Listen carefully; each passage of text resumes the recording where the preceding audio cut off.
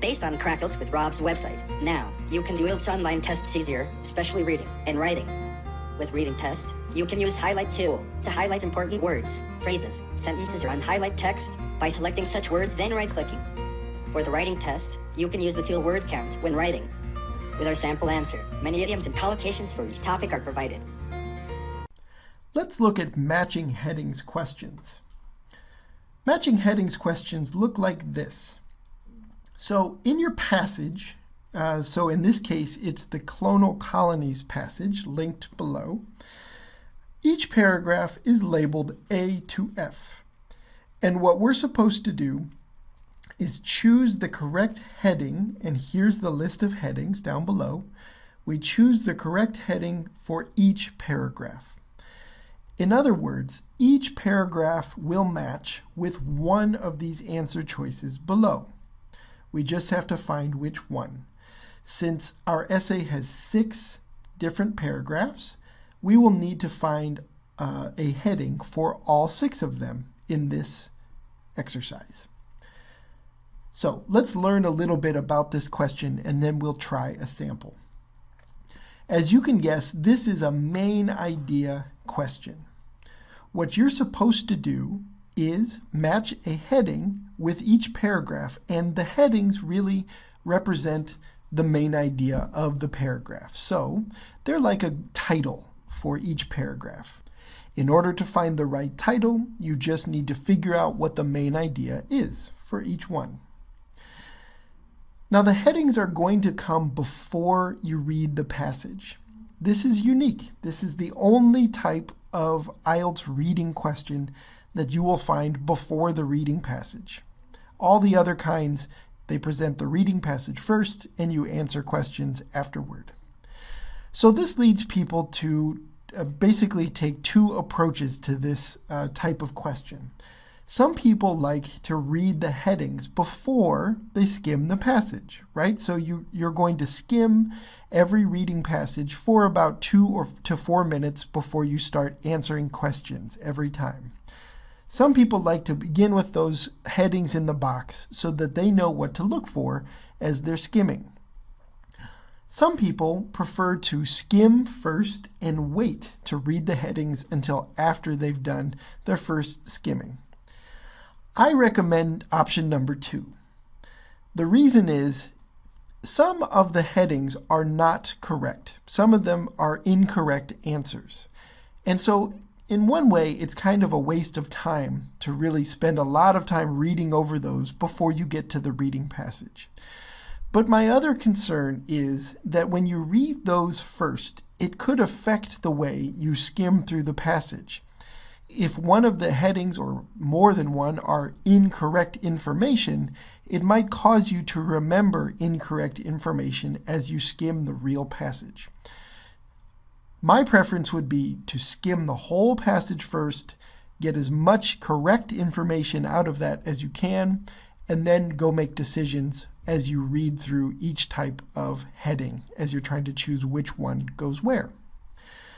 Okay, what's the best way to approach this question? Well, the first thing to recommend is definitely to start by scanning topic sentences. Now you have to be careful. The answer will not always be in the topic sentence, but that's a really, really good place to start. Most answers will be there. Remember, topic sentences are usually the first or second sentence in a paragraph that provide the main idea for that paragraph. Since these are main idea questions, it's very common that the correct answer can be found in one of the topic sentences. You do want to be careful though. You want to make sure, especially if an answer choice, you just can't seem to find the correct answer for a question, you should go through definitely and scan the rest of the paragraph, okay, to make sure that what you're looking at in the topic sentences, or what you believe are the topic sentences, do in fact represent the main idea of the paragraph exactly. Sometimes in some paragraphs there are sort of transitional sentences and the main idea can be more difficult to find. All right, but most of the time you want to start up here, topic sentences, and you'll find your answer there. Okay, you have to be careful for incorrect headings, and some signs that you have an incorrect heading are like this. So first of all, incorrect headings often focus too narrowly on small details that you find in paragraphs. These are main idea questions, so if one of the choices really focuses on a small detail, it's probably wrong. And that's tricky because many times the information in the heading can be found in the paragraph or in the essay somewhere. It's just not a main idea, and that's really tough. You have to be able to decide, is this a main idea or is this just a small detail? Small details will not be correct as answer choices. Also, it's common that incorrect answer choices will often change the meaning from what's in the passage, right? So they will take something that's close to the meaning, but they'll just slightly change it, and those are tricky to find. You have to read each heading very closely to make sure that it matches the main idea in the paragraph. So let's try to answer some sample questions, okay? Why don't you get out your clonal colonies passage? If you haven't skimmed that in a while, go ahead and get it out and skim it again. Take a minute, because that will help you to understand the explanations a little better. Go ahead and pause the video now if you need to skim the passage.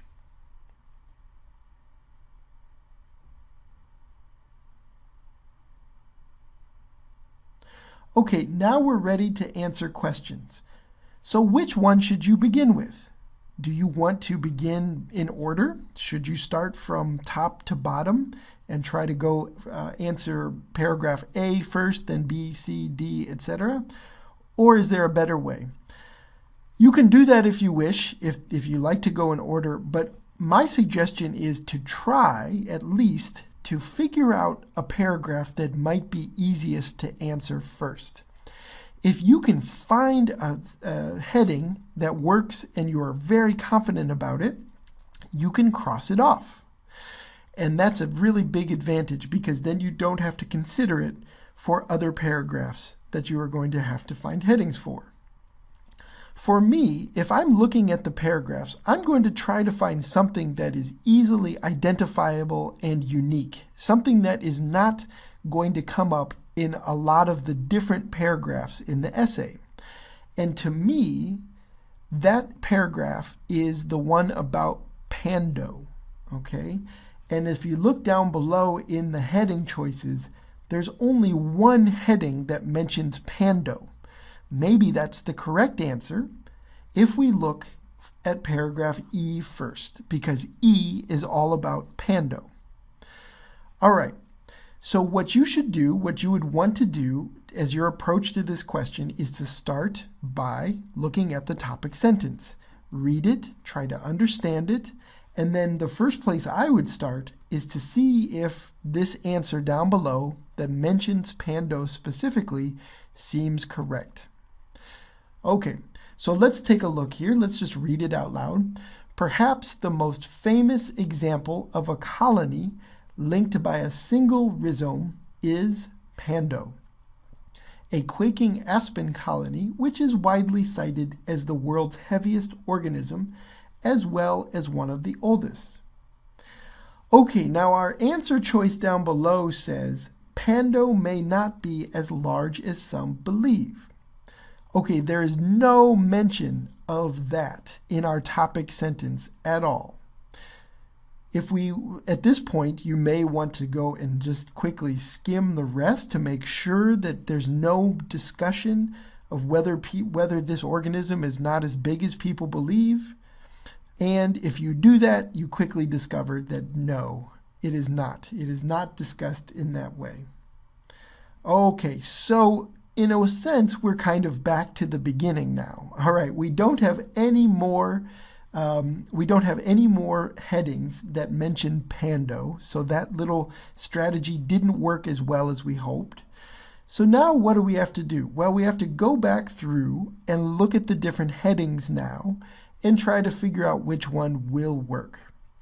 Okay, you may be tempting to skip to a different paragraph. This strategy of finding Pando answer didn't work as quickly as I wanted. Do you go to a new paragraph now? No, definitely not. You've already invested time into reading this topic sentence, and it's in your mind. Now go and find that answer. This one may take you longer than others to find, but remember, if you find the correct answer, one, you are able to cross that off and know that it will not work for other answers. And secondly, you'll get to take a little bit of time to read through each of the headings then, and so for future questions, they will now be familiar. Okay, so go ahead at this point, once again, if you want to, pause, stop the video. We've now been able to cross this one off as an answer choice.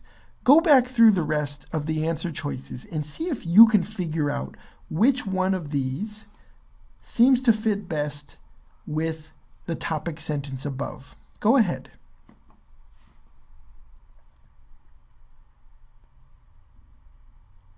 Okay, so as you scanned through, what did you find? Which one looked best to you?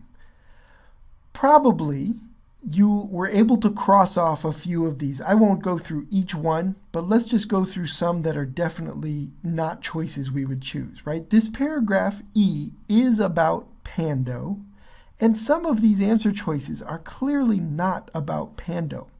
Pando is a clonal colony. It's an example of what people believe is the largest clonal colony in the world. Is it likely that it's going to have anything to do with a rammet? Okay, no, not at all. Is it about how clonal colonies are interconnected under the ground? No. Okay.